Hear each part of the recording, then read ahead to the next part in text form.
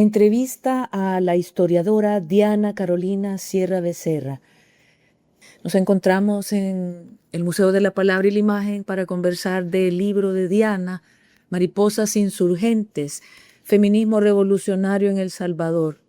Durante más de una década conozco a Diana, que ha venido a El Salvador porque ella es historiadora, doctora en historia y trabaja como profesora también en la Universidad de Massachusetts. Ella se autodenomina educadora popular, ha impulsado procesos de organización, colaborando con museos, organizaciones comunitarias y laborales en El Salvador y Estados Unidos.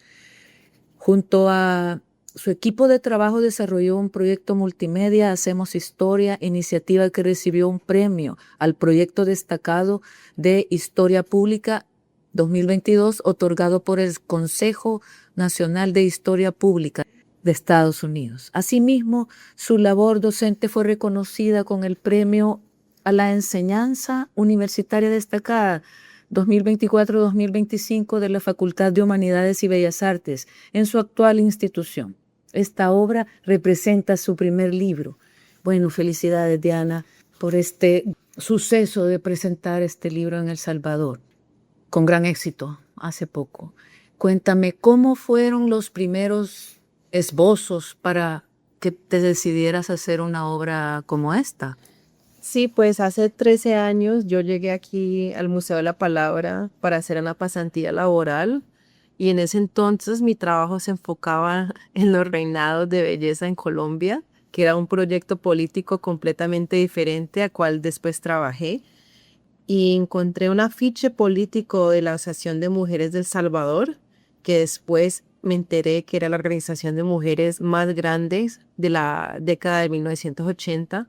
Y el afiche decía, conquistando los derechos de la mujer y la niñez, construiremos la nueva sociedad. Entonces con ese afiche me dio como muchísima curiosidad de investigar más la participación de las mujeres y en ese entonces también empecé a hacer entrevistas con mujeres sindicalistas, combatientes y para mí quedó muy claro desde ese entonces que las mujeres salvadoreñas eran mujeres muy decididas con su propia visión política de qué significa hacer revolución.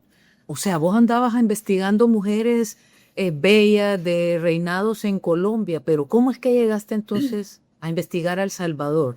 Así de repente. Sí, estaba haciendo una pasantía laboral porque también yo estaba haciendo un doctorado en historia, pero también estaba haciendo un certificado en estudios de museo y un compañero profesor compartió el trabajo del museo, que era un trabajo basado en la educación popular.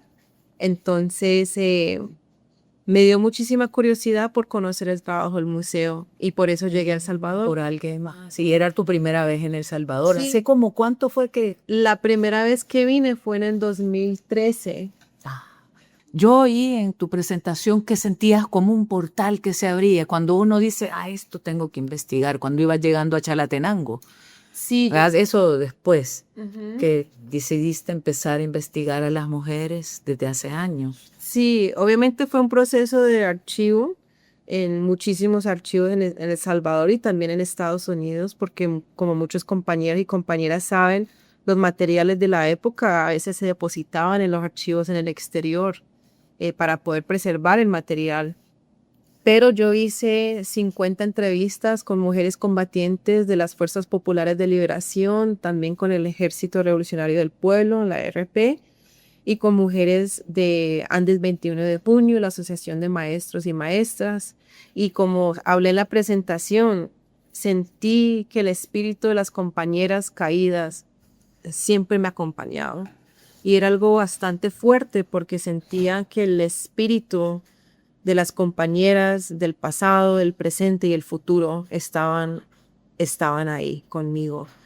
Y fue un proceso sumamente espiritual. Te puedo contar cosas que me pasó haciendo la investigación.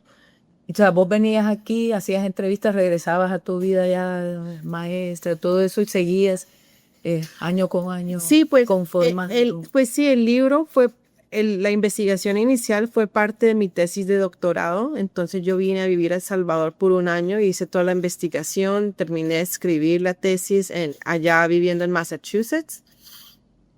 Y después hice todo un proceso de revisión del libro, porque la tesis era para poder terminar, pero ya quería escribir un libro más accesible, tratando de captar la poesía. Terminaste y entregaste la tesis, pero seguiste modelando tu libro. Exactamente, y seguí investigando, y el último archivo que consulté fue el archivo de la comandante Susana, conocida como Virginia Peña Mendoza, que fue una líder muy importante de las FPL. Y en el 2015 un campesino encontró ese archivo enterrado en una milpa en Chalatenango. Ese campesino tuvo la conciencia social de entender el gran tesoro que había encontrado. El campesino lo entregó al MUPI, el MUPI lo digitalizó. Y yo tenía los PDFs por varios años, pero no había apartado el tiempo para leerlos. Entonces yo dije, bueno, ya para terminar el libro voy a consultar este archivo. Y eran miles y miles de documentos, cartas escritas entre combatientes, entre líderes de los poderes populares locales, que eran las instituciones de autogobernación de la población civil campesina.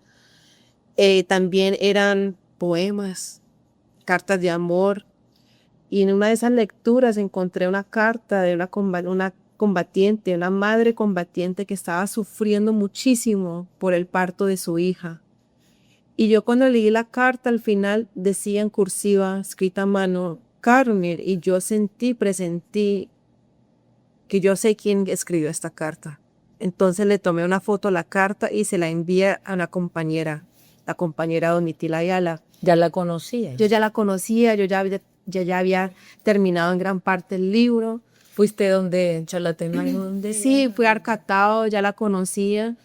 Y yo sentí que era ella, y ella por mensaje de voz en WhatsApp me dice, sí, compañera, esa es mi letra, esa es mi carta. Ella había enviado una carta a una hija que ella tenía.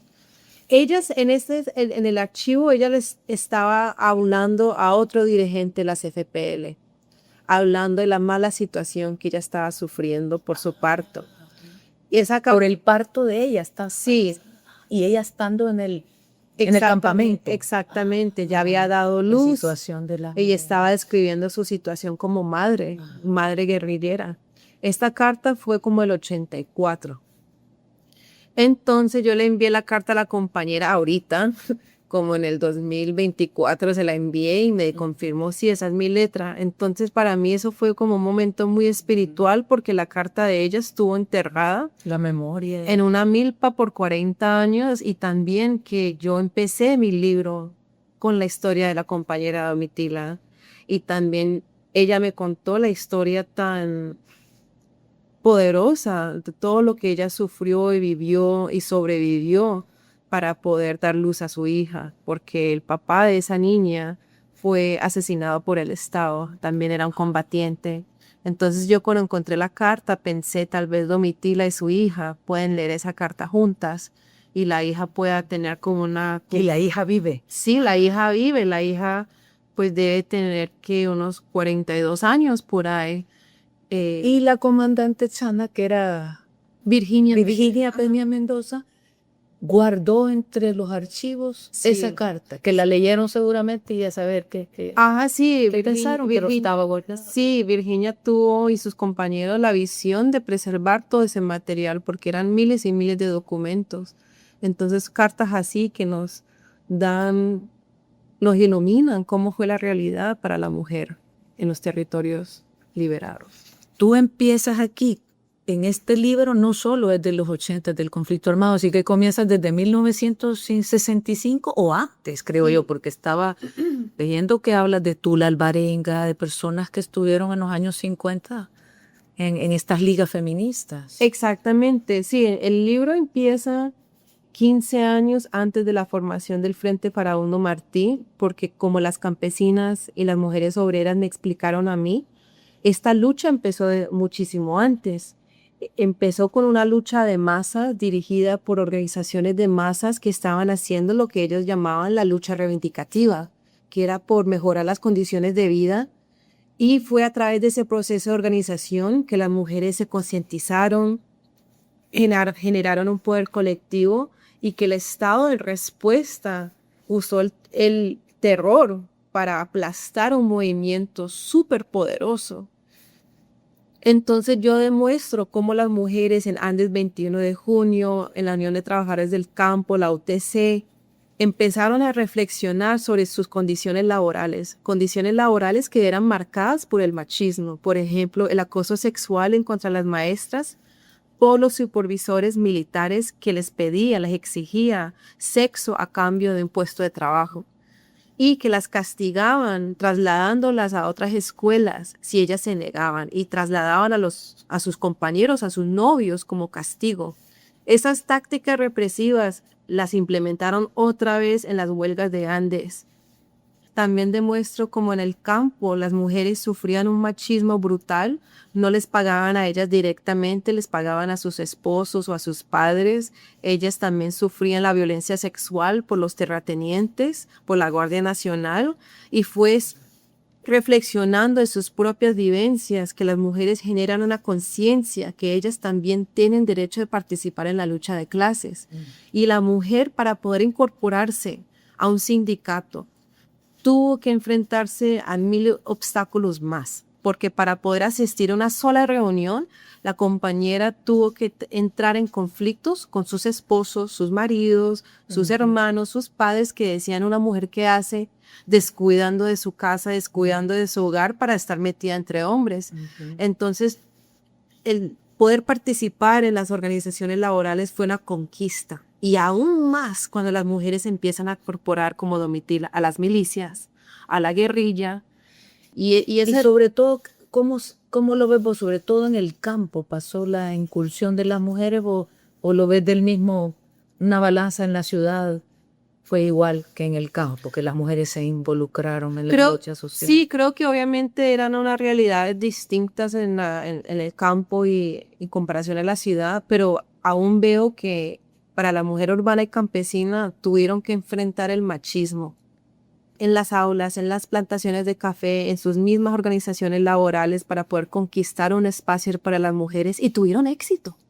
Ese es mi punto, que las mujeres a través de su debate, su política, su crítica, su lucha, pudieron organizar movimientos que respondían a sus necesidades como mujeres obreras. Entonces, por eso empiezo 15 años antes, pero también, como tú lo mencionaste, cuando estoy hablando de organizaciones como la Asociación de Mujeres del Salvador, AMES, que fue fundada por la señora Tula Alvarenga, que fue cofundadora de la CFPL. Ella tenía una trayectoria política de décadas. Estamos hablando de una mujer sindicalista, una mujer madre soltera, integrante del Partido Comunista. Y fue esposa de Cayetano Cárdenas. Exactamente. Pero ella, como lo dice en sus memorias, en un hermoso libro que se llama La historia de la tía, ella dice: yo fui sindicalista antes de haber conocido a mi esposo. Ella lo dice muy claro. Y ella también estuvo en el exilio y también, cuando era parte del Partido Comunista, ella organizó una organización que se llamaba la Fraternidad de Mujeres. En los años 50. En los años 50, que la meta de la fraternidad era enfrentar el machismo que sufría la mujer obrera en las fábricas, el abuso de los policías en contra de las mujeres, las vendedoras ambulantes. ¿Qué estatus social tendrían estas mujeres? Digamos, eran mujeres de clase media, de clase muy baja, o de todo había ahí, porque sé que Lilian Jiménez también pertenecía. Habían mujeres exactamente, habían mujeres de diferentes estratos sociales, pero era una organización donde las mujeres, las vendedoras ambulantes, jugaron un papel muy clave. Y la señora Tula, ella creció en una gran pobreza. Ella fue criada por una madre soltera que la crió a pura venta, vendiendo tortillas y tamales. Entonces ella vivió en carne propia esa explotación de la mujer obrera, porque ella trabajó en una fábrica de gaseosas, donde ella veía cómo estas botellas explotaban y lastimaban a las compañeras que no estaban en las condiciones pésimas, ni tenían guantes para trabajar estas botellas de gaseosa. ¿Por qué es tan importante los sindicatos, Diana? También habían sindicatos de mujeres, o ahí estaban en esos sindicatos. Sí, ellas estaban, sí, eran hombres y mujeres, pero tuvo la visión que la mujer, para poder organizar a la mujer se necesitaba un enfoque especial, porque otra vez, para una mujer poder asistir a una reunión sindical tenía que dejar a un lado sus tareas domésticas y eso causaba conflictos con los maridos. Incluso tú lo hablas de cómo el Partido Comunista no apoyaba mucho el trabajo de la fraternidad. Entonces, Tula tuvo que hacer una lucha interna y continuó cuando ella se salió del partido, continuó esa visión dentro de las FPL y fueron las mujeres de las FPL que organizaron a AMES, pero como dicen los mismos documentos privados de AMES, AMES tenía su propia dinámica, no era un simple apéndice de las FPL, también eran mujeres civiles, campesinas, que como yo demuestro en el libro, formaron la práctica de lo que yo llamo el feminismo revolucionario. Pero respondiendo a tu pregunta sobre los sindicatos, sí, la mujer obrera veía el sindicato como una herramienta para enfrentar el machismo, que obviamente era un machismo marcado por la explotación laboral. Pero claro que es machismo cuando un patrón acosa sexualmente a una trabajadora, cuando la despide porque está embarazada. Y bueno, también hay otras mujeres que se mencionan ahí, digamos, las primeras son Tula, que yo también hablas de que fuiste a la tumba de Mélida Naya Montes en Santo Tomás, que estabas en la catedral, y hay otras mujeres también. Bueno, Tula fue esposa de Marcial, Cayetano Carpio, también sufrió estigmas por ser también esposa de Cayetano Carpio, ¿verdad? O Mélida Naya Montes, Ana María. ¿Qué rastros encontraste en ese feminismo de estas mujeres como Ana María, como Mélida Naya Montes? Sí, primero definir el término feminismo, ¿cierto? Porque es un término muy estigmatizado. Cuando yo digo feminismo, yo me estoy refiriendo a una práctica en contra del machismo y en contra del sistema patriarcal capitalista. Porque yo me enfoco más en la práctica del feminismo que en los términos yo me autodefino feminista. Porque si definimos el feminismo de una manera tan cerrada así, vamos a excluir a la historia de millones de mujeres a través de la historia que han usado otros términos para describir su lucha en contra el machismo. Entonces, las mujeres en aquella época estaban haciendo una práctica de vincular la lucha de clases con la liberación de la mujer. Entonces ellas hablaban de la importancia de la participación de la mujer, de la concientización de la mujer, hablaban de la mujer en la revolución. Eso era su vocabulario local, salvadoreño, para describir esta lucha en contra del machismo. Y que ellas, porque eran mujeres socialistas, mujeres anticapitalistas, comunistas, hacían el contraste de su lucha de la mujer obrera en comparación a la mujer élite, que la mujer élite no quería derrotar el capitalismo y aún así es, la mujer élite quiere ser parte de este sistema salvaje que explota a la gran mayoría de la clase, a toda la clase obrera y que tiene una explotación muy única hacia la mujer obrera. El feminismo revolucionario, como lo definió Ames, era una práctica y una teoría para vincular el socialismo, la revolución anticapitalista, con la lucha para derrotar el patriarcado. Entonces ellas decían, nuestra lucha es en contra del sistema capitalista, imperialista, pero también el patriarcado, y que no puede haber una liberación de nuestros pueblos si no hay una liberación de las mujeres. Y ellas hacían aportes teóricos muy importantes de, por ejemplo, cómo la explotación del trabajo no remunerado en las casas contribuye a cómo el sistema capitalista se reproduce al nivel global. Pero no solamente eran aportes teóricos, era toda una teoría, una reflexión que surgía de las mismas vivencias de las mujeres, de todo lo que te comenté, de esos conflictos con los maridos, con la organización, con los patrones.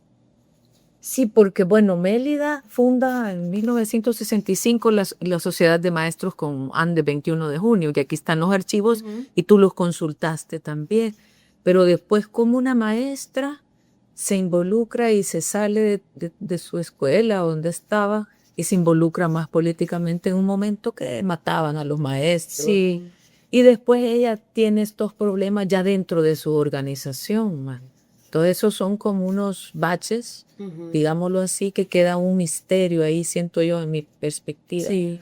Un misterio en la muerte de Mélida Anaya Montes, porque creo que es uno de los más grandes capítulos que quedó ahí en esas luchas. Claro, entonces sí, Mélida se incorpora a las FPL en 1971 y lo que yo intenté rescatar era su práctica organizativa, que según sus mismos compañeros, Mélida aportó una visión que la lucha de masas era súper importante en hacer la revolución, que las mismas masas hacían su liberación y que ella estaba bastante comprometida con un proceso democrático donde las masas tuvieran un protagonismo central.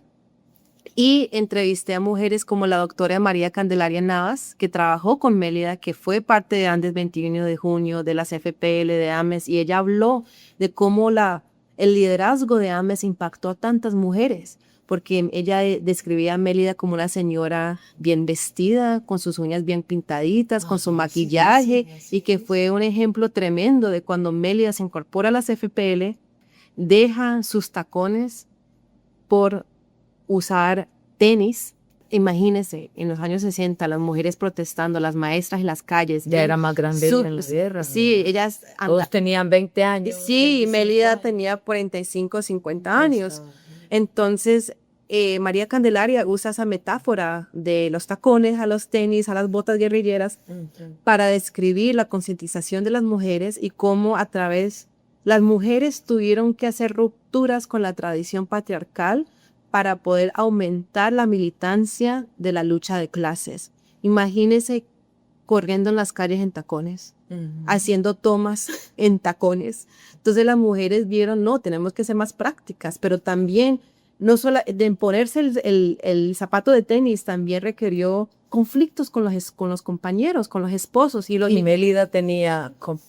Mélida no tenía hijos, pero fue muy estigmatizada por los periódicos en la época, que la decían, la pintaban como una mujer egoísta, sin hijos, que quería abandonar a sus estudiantes, para desacreditar obviamente la lucha y la huelga que antes estaba organizando. ¿Vos tenés una hipótesis o por qué crees que la mataba a Mélida? Pues creo que es algo muy doloroso. Obviamente el asesinato en contra de Mélida, creo que es importante la misma crítica a las compañeras de la CPPL de describirlo como un femicidio. Y creo que falta más por analizar en ese sentido.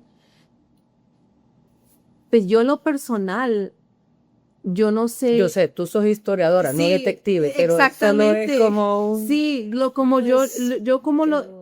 como lo describí, consulté del archivo de la comandante Susana los informes privados internos de la CPPL de cómo ellos analizaban esta crisis, y también hay otros compañeros que analizan el asesinato como una división política interna en la organización, que Mélida quería irse por el camino de la negociación, que Salvador quería salirse del frente porque no querer negociar, y hubo una división tremenda, pero obviamente si Mélida fue asesinada, eso representa una misógina, algo brutal de resolver los conflictos así, matando una de las, para mí Mélida representa una de las mujeres más importantes de la lucha en América Latina y en Centroamérica.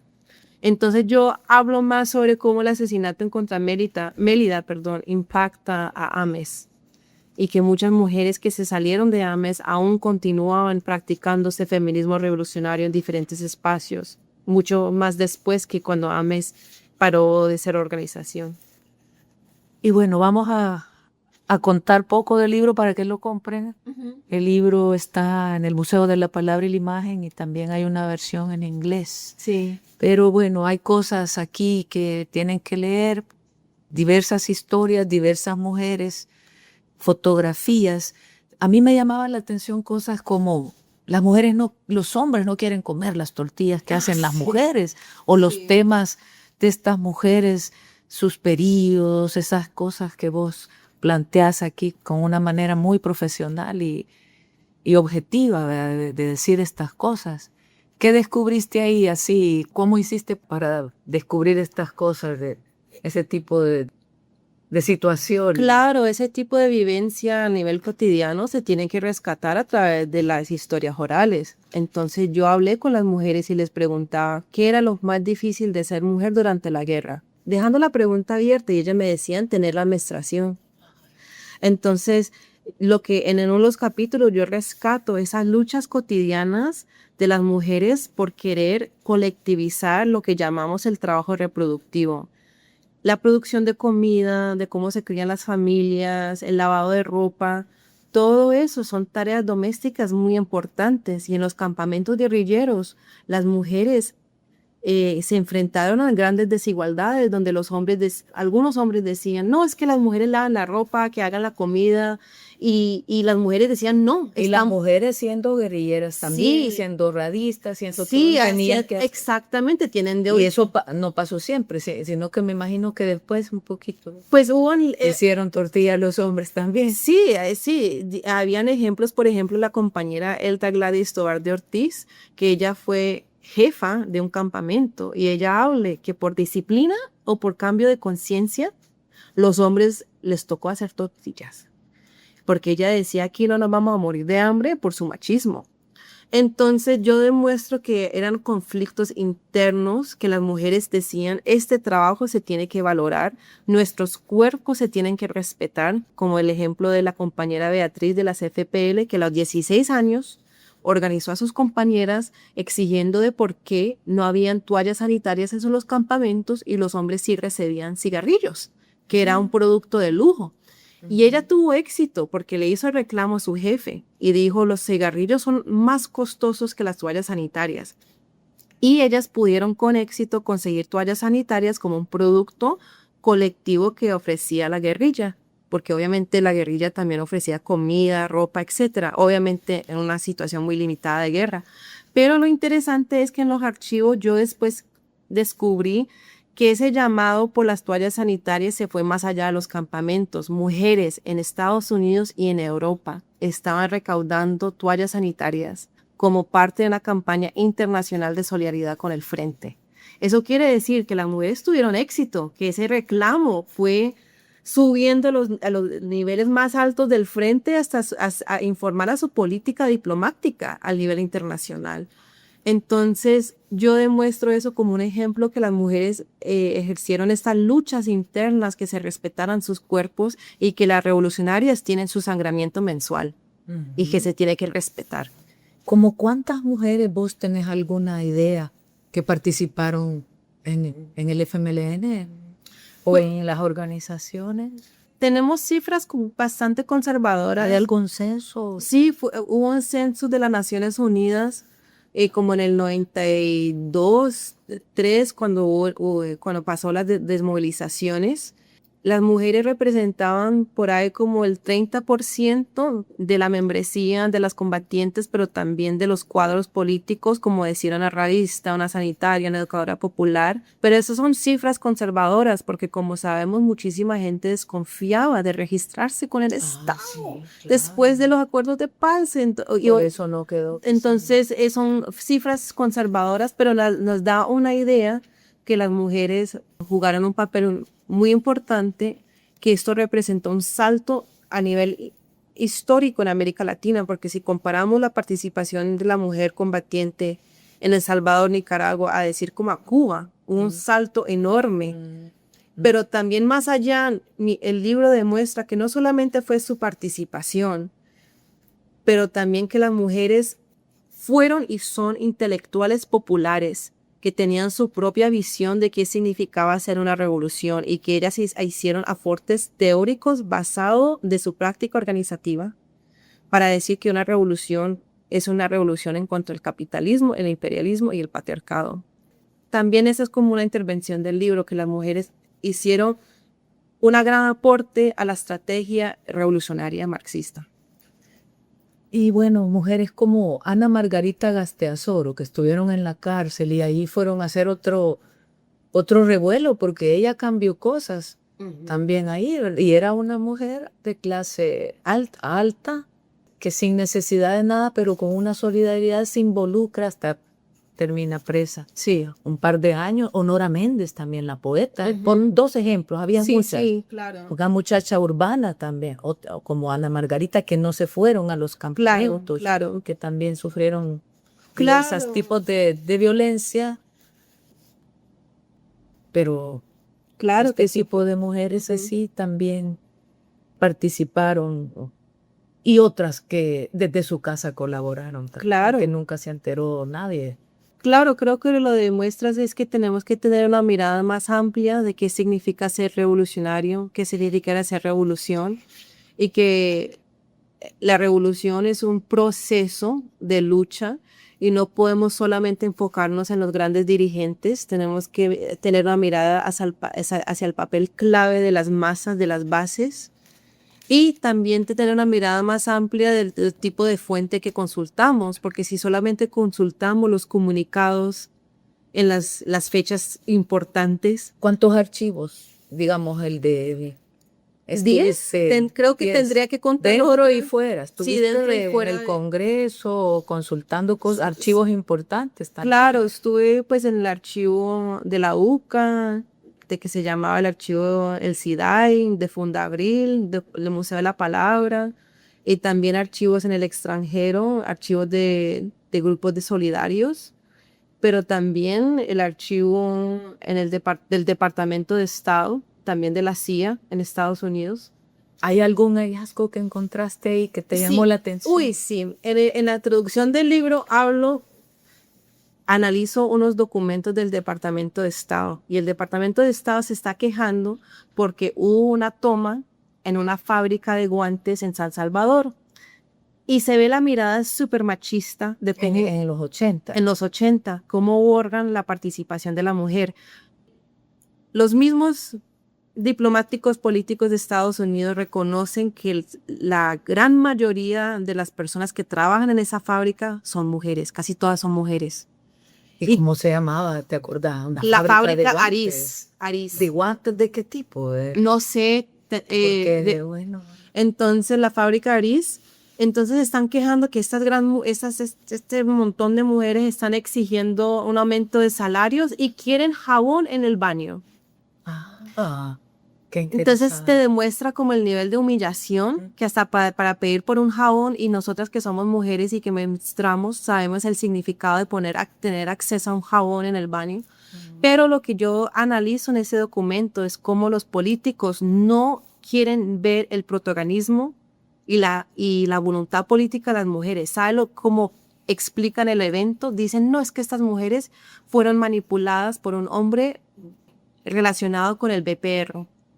Entonces yo analizo eso y digo, qué machismo tan profundo, que nadie en esa época puede organizar una huelga si las mujeres también no tienen esa conciencia social, y especialmente lo que sabemos, que participar en una acción así era una sentencia de muerte por parte de la derecha y el Estado. Entonces las mujeres tenían la iniciativa de no participar, y aún así participaron en la huelga, tomaron poder sobre la fábrica y hasta secuestraron a los ejecutivos de la compañía.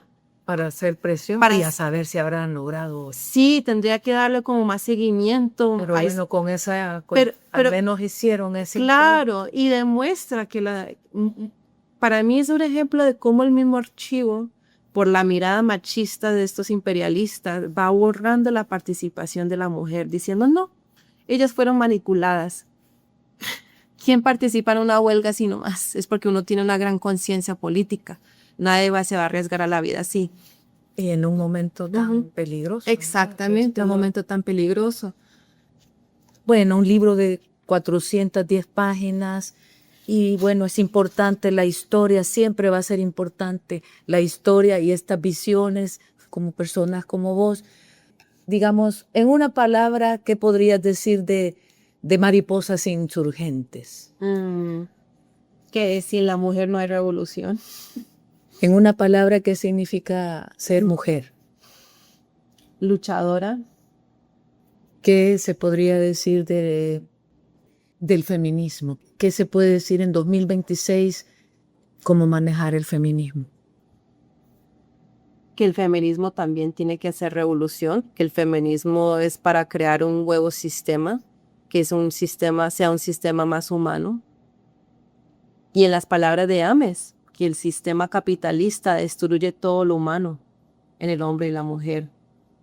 ¿Y qué nuevos planes? ¿Hay una nueva exposición sobre el feminismo revolucionario? Sí, aquí en el museo con el compañero Pedro y otros compañeros estamos haciendo una exposición basada en esta investigación, una exposición también titulada Mariposas Insurgentes, que va a estar aquí en el museo en San Salvador, pero que también va a viajar por las comunidades y vamos a hacer series de talleres para que las mujeres puedan compartir sus historias a las generaciones más jóvenes. Bueno, gracias, Diana. Diana Sierra Becerra. Gracias.